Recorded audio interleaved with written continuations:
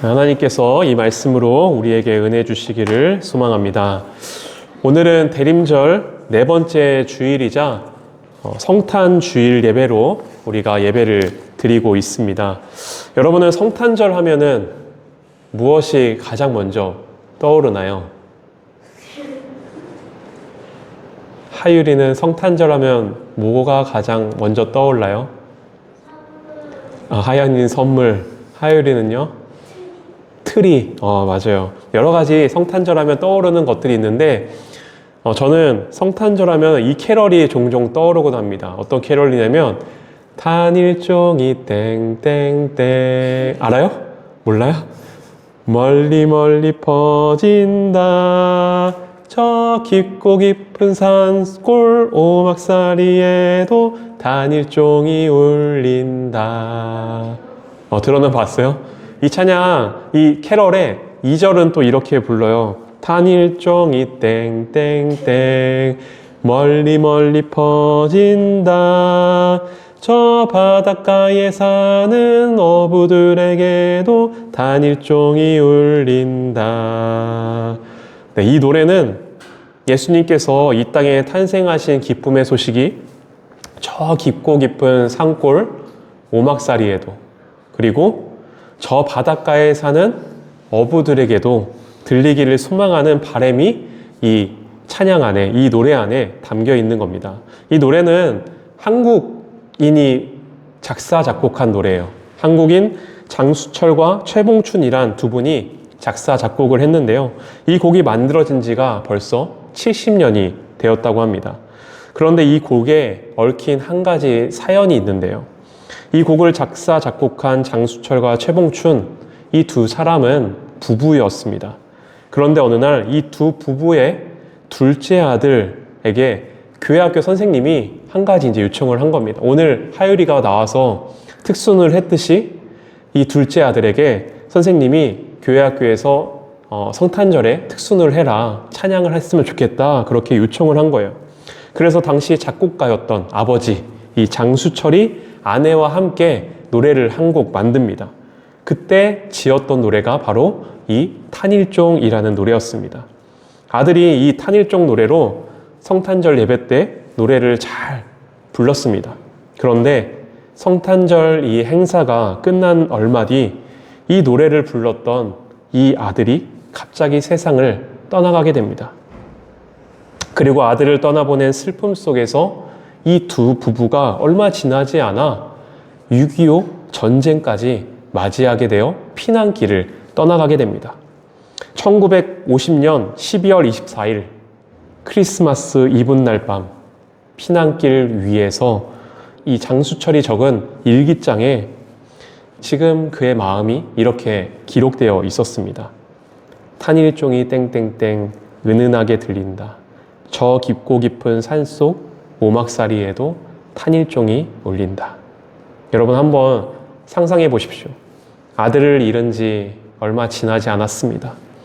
나라에는 전쟁이 일어나 살던 곳을 떠나 알지 못하는 그 타지로 향해 추운 겨울날 그렇게 매서운 바람을 헤치며 걸어가고 있는 피난길 위에 있습니다. 그는 어떤 마음으로 이 노래를 떠올리며 이 노래를 부르고 또 자신의 일기장에 그렇게 이 노래를 기록했을까요? 자신에게 찾아온 이 어려움과 또 슬픔, 아픔 속에 그는 분명히 한없이 눈물을 흘렸을 겁니다. 하지만 그럼에도 이 성탄의 노래가 그에게 있어 위로가 되어 주었던 거죠. 그리고 나아가 저 깊고 깊은 산골 오막살이에도, 저 바닷가에 사는 어부들에게도 예수님께서 이 땅에 탄생하셨다는 그 기쁨의 소식이 전해지기를 소망하는 그런 기도의 마음이 있지 않았을까요? 오늘 말씀에 보면 예수님의 탄생을 기다렸던 한 사람이 등장합니다. 그는 바로 시므온이란 사람이었습니다. 그에 대해 말씀은 이렇게 이야기합니다. 25절과 26절입니다. 제가 읽겠습니다. 예루살렘에 시므온이라 하는 사람이 있으니 이 사람은 의롭고 경건하여 이스라엘의 위로를 기다리는 자라. 성령이 그 위에 계시더라. 그가 주의 그리스도를 보기 전에는 죽지 아니하리라 하는 성령의 지시를 받았더니, 당시 시므온은 나이가 많은 그런 노인이었습니다. 그는 의롭고 경건한 사람이었습니다. 그리고 무엇보다 이스라엘의 위로를 기다렸던 자였으며, 그리스도를 보기 전에는, 이 예수님을 만나기 전에는 죽지 아니할 거라는 그런 약속의 말씀을 받은 그런 사람이었던 거죠. 그런데 오늘 말씀해 보면 마침 그가 성전에서 누구를 만나게 됩니까? 할례를 받기 위해 마리아와 요셉의 품에 안겨온 예수님을 드디어 그가 만나게 되었던 겁니다. 말씀에 다 기록되어 있지 않지만 아마도 시므온은 오랜 시간 동안 이 성전을 드나들며 예수님을 기다렸을 겁니다. 예수님께서 언제 오실지 그 정확한 때와 그 시기는 알지 못했지만 성령님을 통해 자신에게 해주신 그 약속이 반드시 이루어질 것을 기대했고, 그 약속을 믿고 붙잡고 끝까지 기다렸던 거죠. 그래서 어쩌면 당시 이 시므온이라는 사람은 주변 사람들에게 무시를 당하고 어리석은 사람으로 바보 취급 당했을지도 모릅니다. 그와 함께 예수님을 기다렸던 사람들도 분명히 그 주변에 있었을 겁니다. 하지만 그들은 모두 결국 기다림에 지쳐 그의 곁을 떠났을 겁니다. 다른 사람들의 눈에 보이지 않는 것을 시므온은 끝까지 바라보며 기다리고 있었던 거죠. 때문에 그가 성전에 올라갔다 그냥 집으로 다시 빈손으로 돌아온 날들이 얼마나 많았겠습니까?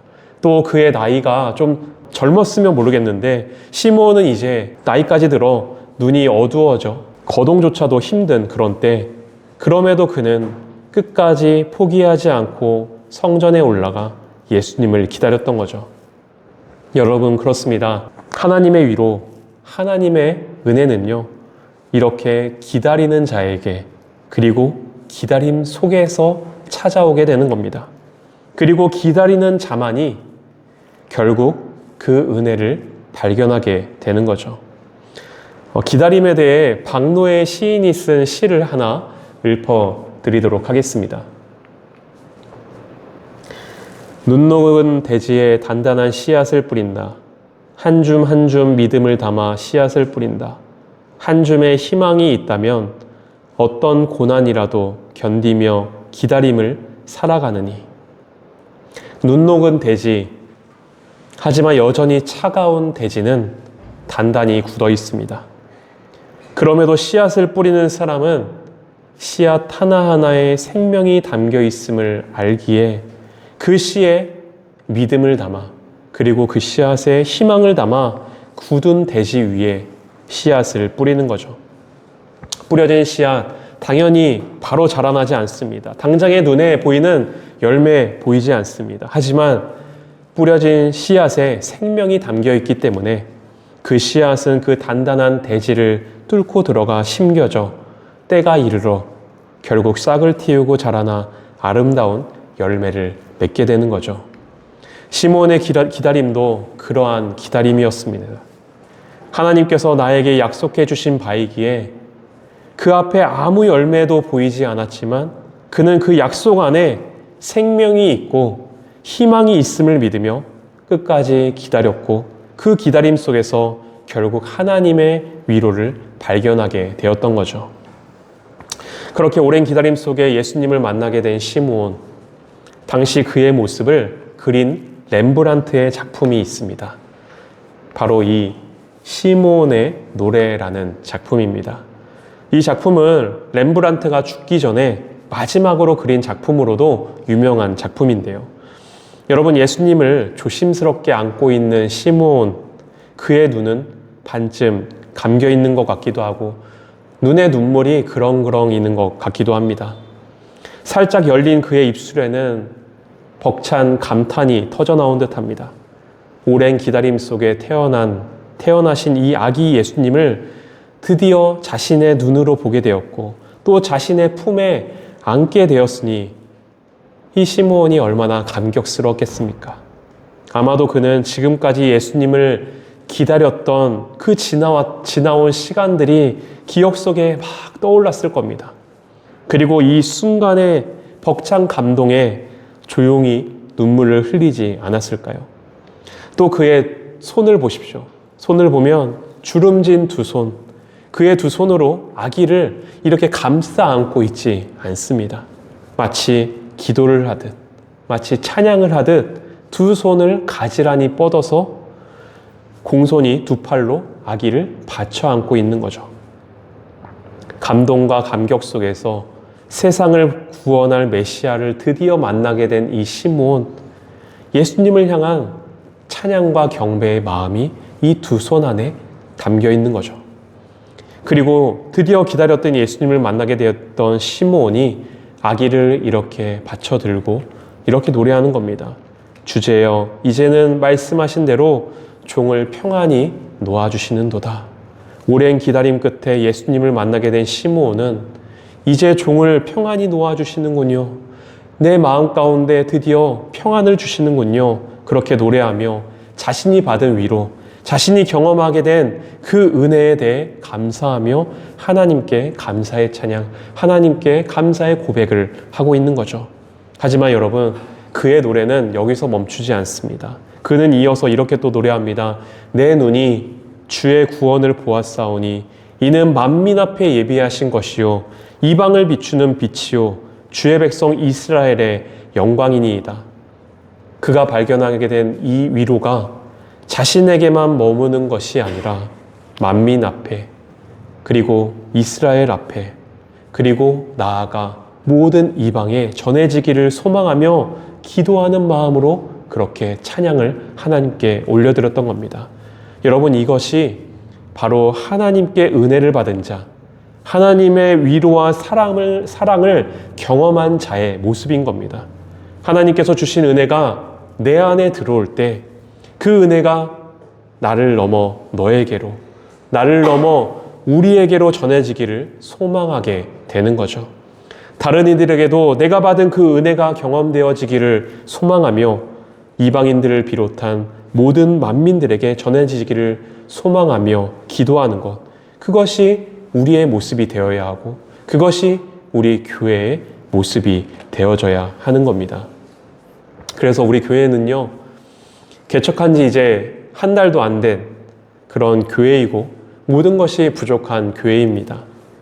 하지만 우리 또한 부족하지만 성탄의 기쁜 소식을 우리 주변에 함께 나누었으면 좋겠습니다.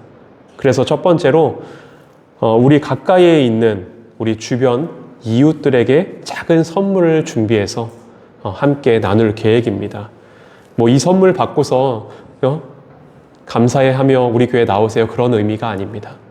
그저 우리가 갖고 있는 그 기쁜 소식, 그 사랑, 우리가 받은 사랑을 조금이나마 우리 주변의 이웃들에게 전하고 나누고자 합니다. 그리고 두 번째로 아프리카에서 오지마을 등에서 이제 선교를 하고 계시는 선교사님이 계신데요. 저 멀리 깊고 깊은 산골 오막사리에도 그 소식이 퍼지기를 바랬던 그 장수철 그 아버지의 마음처럼 이 성탄의 기쁜 소식이 저 멀리에도 또 전해지기를 소망하며 우리 교회, 위드원 교회 이름으로 선교원금을 준비해서 보낼 계획을 갖고 있습니다. 그리고 앞으로도 하나님께서 기회를 주시는 대로 우리 주변의 이웃들, 또 저 멀리 해외에 있는 선교지를 함께 섬기며 나누는 데 집중하며 나아갈 예정입니다. 여러분, 우리의 삶의 자리에서도 또 이러한 은혜가 있기를 원합니다. 고단한 삶의 자리입니다. 아무도 알아주지 않는 우리의 믿음의 모습일지도 모르겠습니다. 하지만 그 마음 가운데, 그 삶의 자리 가운데 임하는 하나님의 위로, 하나님의 은혜가 경험되어지는 은혜가 있기를 소망합니다. 그리고 더 나아가 하나님께서 주신 그 위로와 은혜, 우리 안에 소중하게 간직할 뿐만 아니라 지금도 그 위로를 간절히 기다리고 있는 자들, 어두운 가운데 그늘진 곳에서 그 위로를 기다리는 자들, 그들과 함께 그 위로를 함께 나누는 자리까지 우리가 나아갈 수 있는 우리의 삶의 모습이 되기를 간절히 소망합니다.